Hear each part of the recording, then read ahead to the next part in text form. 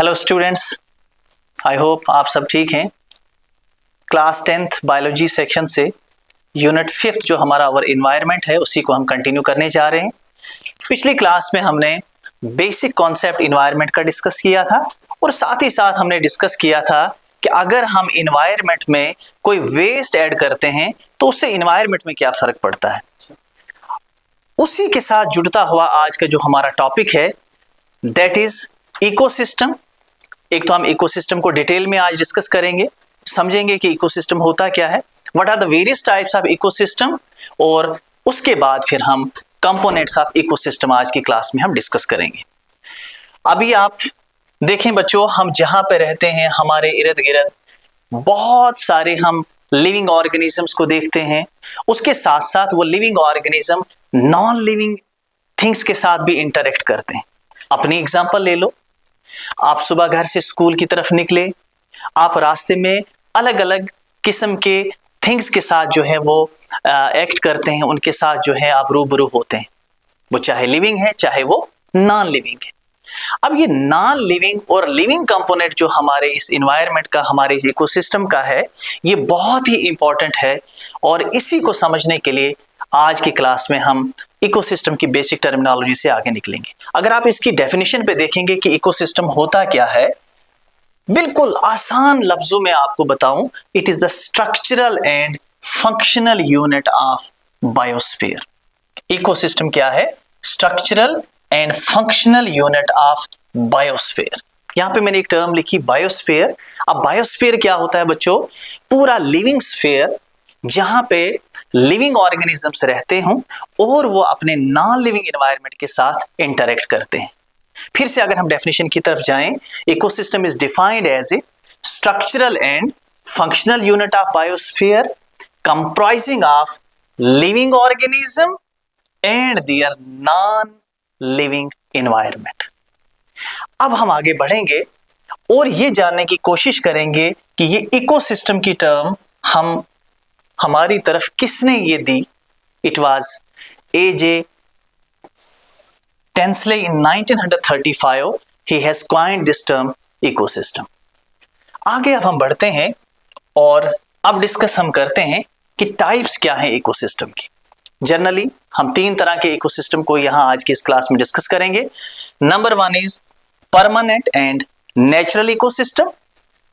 The second type is temporary and natural ecosystem, और तीसरी type हम डिस्कस करेंगे आर्टिफिशियल इकोसिस्टम। नाम से ही हमें पता चल रहा है और उसी से अगर हम थोड़ा सा सोचना शुरू करें तो हमें क्लियर हो रहा है कि एक ऐसा इकोसिस्टम जो कुदरती तौर पे बना हुआ है और परमानेंट है, वहां पे कोई शॉर्ट टाइम के लिए वो इकोसिस्टम नहीं बना है। मिसाल के तौर पे हम एक जंगल की बात करें तो वो जंगल कई सौ सालों से वहां पे वो बना हुआ है और एक ऐसा इकोसिस्टम जो परमानेंट है, लिहाजा इस इकोसिस्टम को हम परमानेंट इकोसिस्टम कहते हैं। और साथ ही साथ नेचुरल भी कहा हमने क्योंकि वो कुदरती तौर पे बना। दूसरी टाइप हम डिस्कस करेंगे टेम्परेरी, है नेचुरल लेकिन है टेम्परेरी, कुछ टाइम के लिए। जैसे हम एग्जांपल आगे डिस्कस करेंगे कि पानी कहीं पे इकट्ठा होता है बरसात के मौसम में, कुछ टाइम के लिए वो पानी एक तालाब की शक्ल इख्तियार कर देता है और उसके बाद वो तालाब जो है वो सूख जाता है। तो एक ऐसा इकोसिस्टम जो नेचुरल तो है लेकिन है वो टेम्परेरी। तीसरी डिस्कशन हमारी होगी जो टाइप्स ऑफ इकोसिस्टम है, दैट इज आर्टिफिशियल इकोसिस्टम। हम खुद से कोई इकोसिस्टम तैयार करते हैं, हमने कहीं किचन गार्डन लगाया, हमने कुछ खुद से एक एक्वेरियम तैयार किया कुछ टाइम के लिए, क्योंकि वो कुदरती तौर पे तो नहीं था, वो मैंने और आपने अपने अपने एतबार से, इंटरेस्ट के एतबार से बनाया, and that ecosystem is called as artificial ecosystem. Let's begin with the first one, that is permanent and natural ecosystem. जैसे मैंने अभी बताया कि वो इकोसिस्टम जो नेचुरल कंडीशन में ऑपरेट हो, that ecosystem operate under natural condition without interference of human being is called as permanent and natural ecosystem. हमारे पास फर्दर 2 टाइप्स इसमें हम डिस्कस करेंगे।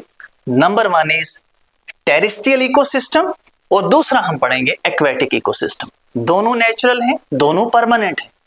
मैंने और आपने इन इकोसिस्टम्स को डेवलप नहीं किया, ये परमानेंटली है और नेचुरली इकोसिस्टम बने हैं। ये इसकी दो टाइप्स हैं। The first one is terrestrial. Terrestrial ecosystem वो इकोसिस्टम होता है जो लैंड पे ऑपरेट करता है। मिसाल के तौर पे आप ग्रासलैंड इकोसिस्टम को आपने देखा होगा। You are having the example of desert ecosystem, forest ecosystem वगैरह वगैरह। ये वो इकोसिस्टम है जो परमानेंट इकोसिस्टम है, जो नेचुरल इकोसिस्टम है, और ये इसकी टाइप पहली है जिसका नाम है टेरेस्ट्रियल इकोसिस्टम। जमीन पर रहने वाले जानवर और पौधे या लिविंग ऑर्गेनिज्म और इन ये इंटरेक्शन जो नॉन लिविंग के साथ हैं, लेकिन वो नेचुरली डेजर्ट की शक्ल में, फॉरेस्ट की शक्ल में या किसी ग्रासलैंड की शक्ल में है, ऐसे इकोसिस्टम को कहा जाता है टेरेस्ट्रियल इकोसिस्टम। यहां पे आप देख सकते हैं एक तस्वीर आपके सामने है जो ये हमें बता रही है कि this is an ecosystem which is terrestrial ecosystem but it is a natural ecosystem.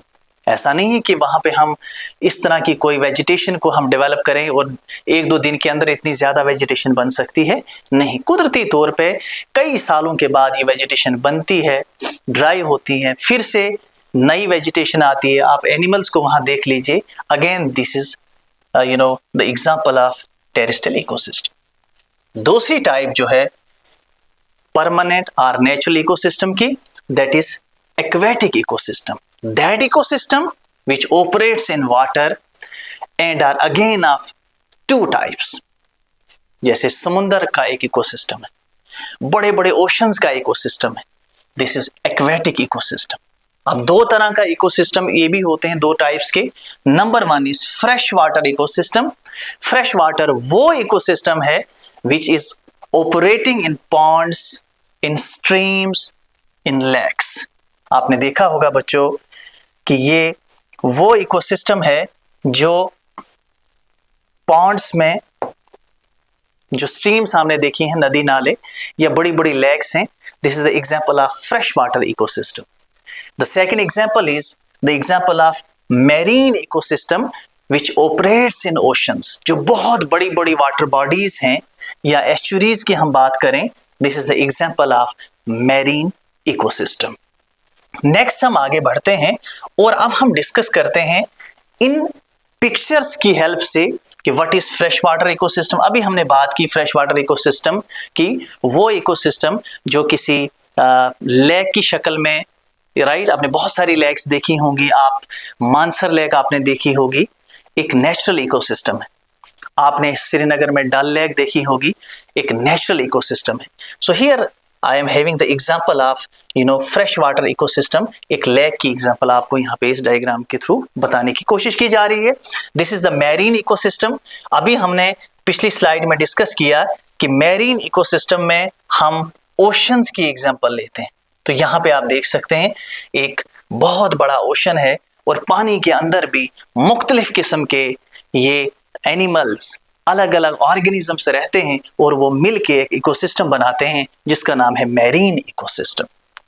Moving further बच्चों, अब हम सेकंड टाइप डिस्कस करेंगे, जो कि आपको मैं बताता चलूं, हम पढ़ रहे हैं टाइप्स ऑफ इकोसिस्टम और जहां हम तीन अलग अलग टाइप्स को डिस्कस कर रहे हैं। पहली टाइप हमने डिस्कस की नेचुरल इकोसिस्टम और उसको साथ साथ हमने एक और वर्ड जोड़ा था, that is called permanent ecosystem. अब हम सेकंड टाइप पढ़ रहे हैं, that is temporary and natural ecosystem है। तो ये भी कुदरती तौर पे बना हुआ इकोसिस्टम, ये भी एक स्ट्रक्चरल एंड फंक्शनल यूनिट है इस बायोस्फीयर का, कुदरती तौर पे बना हुआ, लेकिन है टेम्परेरी, कुछ टाइम के लिए।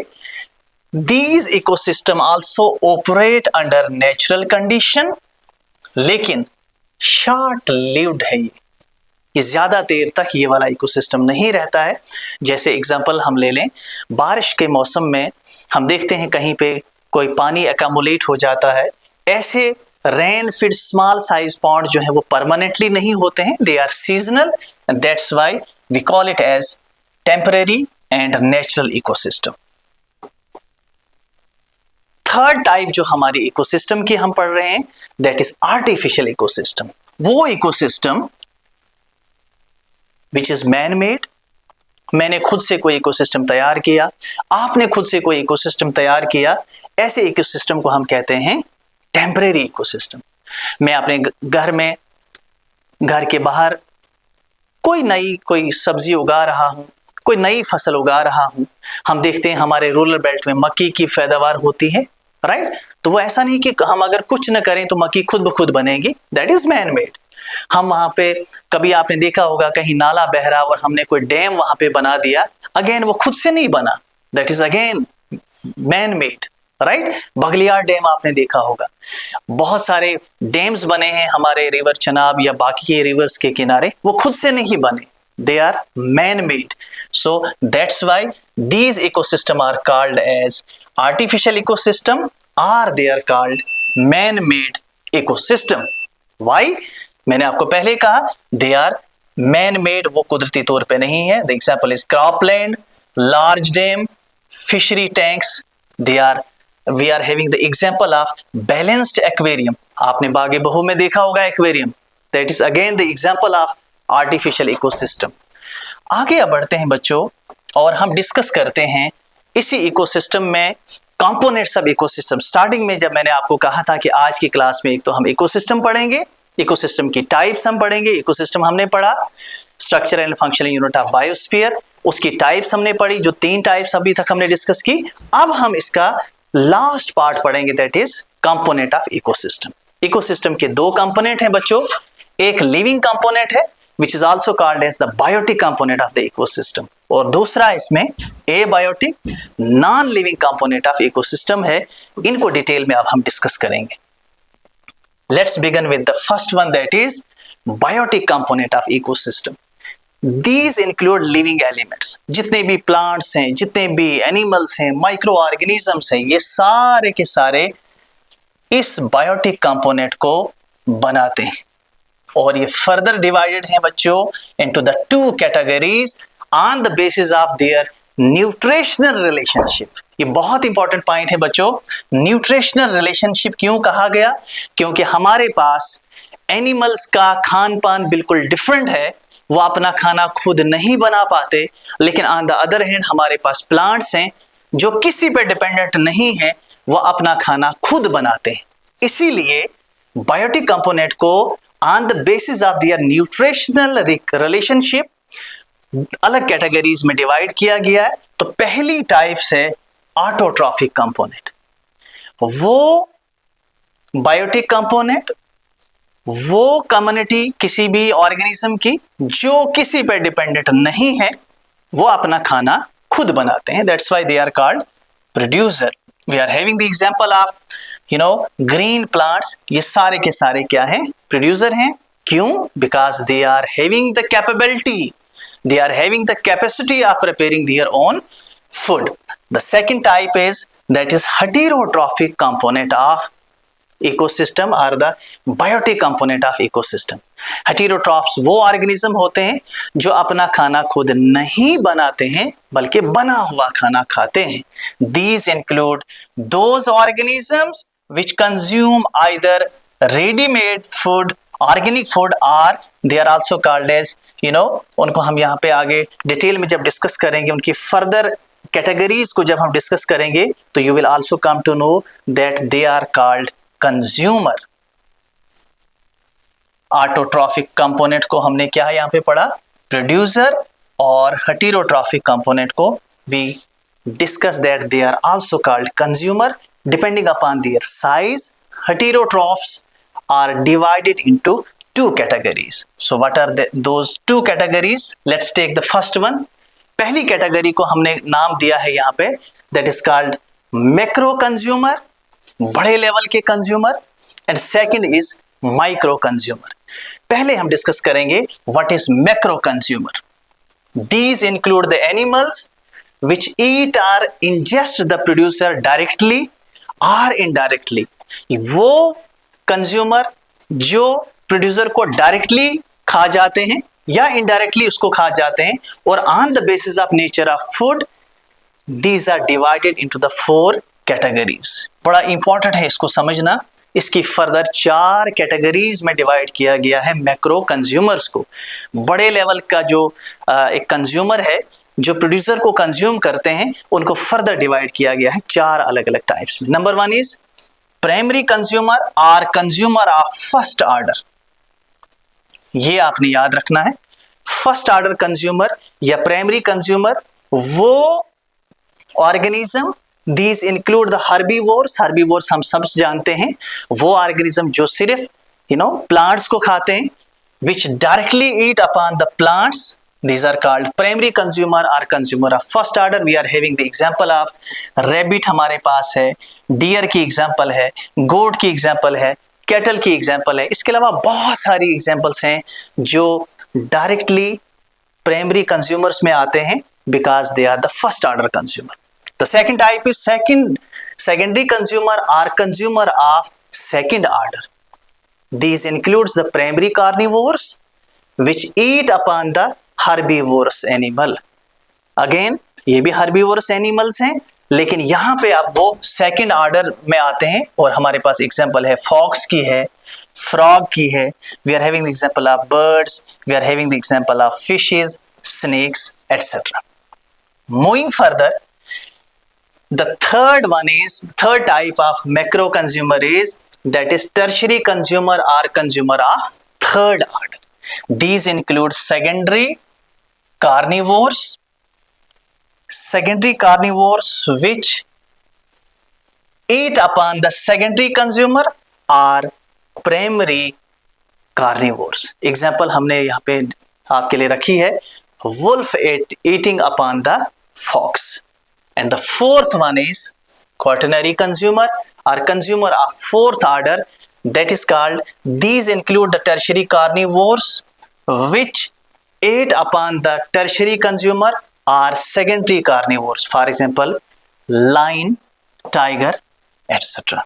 So this was about the biotic component of ecosystem, जिसमें पहली टाइप्स हमने पढ़ी, जिसको फर्दर 2 टाइप्स में डिस्कस किया गया था हमने, एक on the basis of nutritional habit, autotrophic और हेटेरोट्रॉफिक। हेटेरोट्रॉफिक में हमने 2 टाइप्स में इसको डिस्कस किया, one is macro consumer and the second type is micro consumer. These are also called decomposers are सेप्रोट्रॉफ्स, या इनको रिड्यूसर भी कहा जाता है, विच break down the complex organic compound of dead bodies of both plants and animals. हमारे पास example है bacterias की, fungi की। ये क्या करते हैं, जो dead and decaying organic matter होता है किसी भी लिविंग बॉडी का, जब वो डेड हो जाती है और उसको वो खाते हैं, उसको वो ब्रेक डाउन करते हैं, इनको एनवायरनमेंट क्लीनर भी हम कहते हैं। And this is what we talk about the micro consumer. यहाँ पे मशरूम की आपको एग्जांपल दी है, जो फंजाई अभी आपके लिए कहा गया। And the second type is the component, when we talk about the component of ecosystem, the second component is abiotic component. जितना भी नॉन लिविंग कंपोनेंट है that comes under this abiotic component. Non living factors of environment और abiotic factors further divide किए गए हैं 3 अलग अलग parts में। Number 1 is inorganic substance. These include carbon, nitrogen, phosphorus, calcium वगैरह वगैरह। जितने भी इनऑर्गेनिक सब्सटेंस हैं ये एबायोटिक कंपोनेंट। दूसरी टाइप है इसकी ऑर्गेनिक कंपाउंड्स, जिसमें हम कार्बोहाइड्रेट्स की बात करें, we talk about the proteins, we talk about the nucleic acid. ये सारा वो एबायोटिक कंपोनेंट है जिसको ऑर्गेनिक कंपाउंड्स कहा जाता है। And the last one is that is climatic factor. कभी ठंड, कभी गर्मी, कभी बारिश, कभी धूप। तो यहाँ पे आपके लिए एग्जांपल्स हैं temperature, humidity, wind, rainfall, water etcetera. This is climatic factor which comes under the abiotic component, यानी कि वो कंपोनेंट इकोसिस्टम का जो नॉन लिविंग कंपोनेंट है। अब बच्चों हम थोड़ा सा रिकैप करते हैं कि आज की क्लास में हमने क्या क्या डिस्कस किया। सबसे पहले हमने डिस्कस किया अबाउट द इकोसिस्टम, जहां पे हमने पढ़ा कि ये एक स्ट्रक्चरल, एक फंक्शनल यूनिट है बायोस्फीयर का, जहां पे ये लिविंग ऑर्गेनिज्म अपने नॉन लिविंग कंपोनेंट के साथ इंटरेक्ट करते हैं and this form the ecosystem. हमने पढ़ी types of ecosystem. Generally 3 types की हमने इकोसिस्टम यहाँ पे डिस्कस किया। Number 1 is permanent and natural ecosystem, followed by temporary and natural ecosystem, और तीसरा हमने पढ़ा आर्टिफिशियल इकोसिस्टम। परमानेंट और नेचुरल में हमने पढ़ा कि एक परमानेंटली जो इकोसिस्टम बना है, कुदरती तौर पे बड़े बड़े जंगल हैं, बड़े बड़े डेजर्ट्स हैं, they are called permanent and natural ecosystem. कुछ हैं टेम्परेरी, जैसे मैंने कहा सीजनल, कहीं बारिश पड़ी, राइट, हमने कहीं कोई एक्वेरियम बनाया तो वो एक सीजनल हो सकता है, कुछ टाइम के लिए हमने रखा, अगर पानी नहीं है तो उसको हमें बंद करना पड़ेगा। तो वो इकोसिस्टम जो नेचुरल है ना, बारिश मैंने नहीं बरसाई, बारिश आपने नहीं बरसाई, वो नेचुरल है लेकिन कुछ टाइम के लिए है, इसलिए उसे कहा गया temporary and natural ecosystem. Third is artificial ecosystem. हम कोई फसल उगाते हैं अपने इंटरेस्ट के एतबार से, या वो जमीन जो उस पार्टिकुलर फसल के लिए कार्बन हो सकती है लेकिन वो नेचुरली नहीं है, वो आर्टिफिशियल तरीके से मैन मेड है, इंसान ने खुद उगाया, तो that is called the artificial ecosystem. फिर हमने कंपोनेंट ऑफ इकोसिस्टम पढ़ा, जिसमें हमने दो टाइप्स पढ़ी, दो कंपोनेंट्स पढ़े, biotic which is the living component of ecosystem and abiotic which is the non living component of ecosystem. सो ये आज का हमारा टॉपिक था। आई होप कि आपको अच्छे से समझ आया होगा। Keep learning. God bless.